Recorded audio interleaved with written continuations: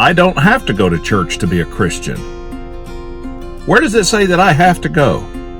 I'll talk about that in just a second.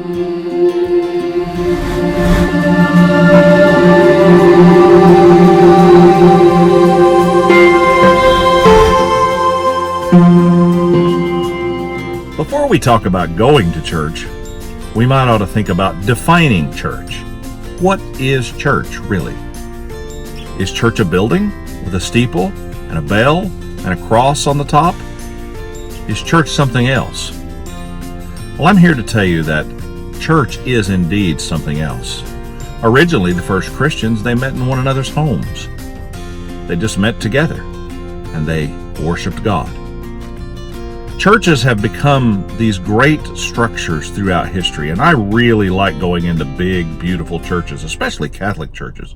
Some of those churches are so gorgeous architecturally that they just make me feel in awe of the creation and the creative spirit that put them up. It's kind of amazing.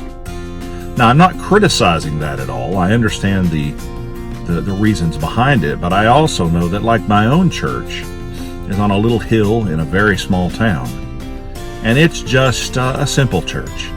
We had an opportunity to probably make it a little fancier when it was added on to, but we elected not to because we chose to use the money to help people rather than to make a fancy building. Now, is there anything wrong with having a nice building? Absolutely not, but you do have to prioritize what you're going to do, especially when you're in a small community. And our church is thriving, and I'm very thankful for it. But this question of what is a church, it's not a building. You can have church under a bridge like my friend Pastor Bob Beeman does in Nashville, Tennessee. You can have church in your living room with a group of 2 or 3 friends. You can have church anywhere, because church basically is people, not a building. And that's very important to remember. Now, do you have to go to church to be saved? No, I don't think you do. However, I think living a Christian life is very difficult if you try to do it on your own. It wasn't designed to be that way. That's why it's called a great fellowship. That's why we're supposed to treat everyone as our neighbors. That is why we are supposed to love. We need one another. And I will tell you guys, if I miss church, I feel much weaker. I feel weaker because I don't get fed. I don't get the fellowship of other Christians. I don't have other people to talk to about the Christian life. I don't have anyone to struggle with. If you are not attending a body of some kind of church of fellow believers, then you're robbing yourself of a fantastic experience. Now, I realize that people get sick and some people can't go to church. Well, that's when they have to depend on us to visit them. Or they sometimes have a television program that they watch, or a radio ministry that they listen to. It's important to just not ignore the fact that we need each other as Christians.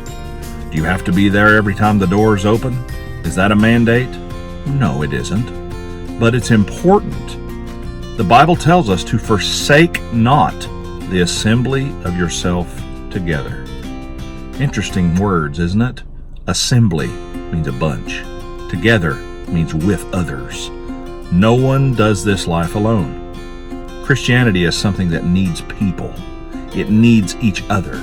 We need one another. And that's why church is so important. So before we start defining church, we need to think about what it truly is, and it's people. I hope you find a great place to attend. I hope you find a body of believers to fellowship with, because that's what it's truly about. We should serve Christ together. Have a great weekend. I'm off on Monday, so I'll see you Tuesday. Have a great day. Be kind to each other. See you next time.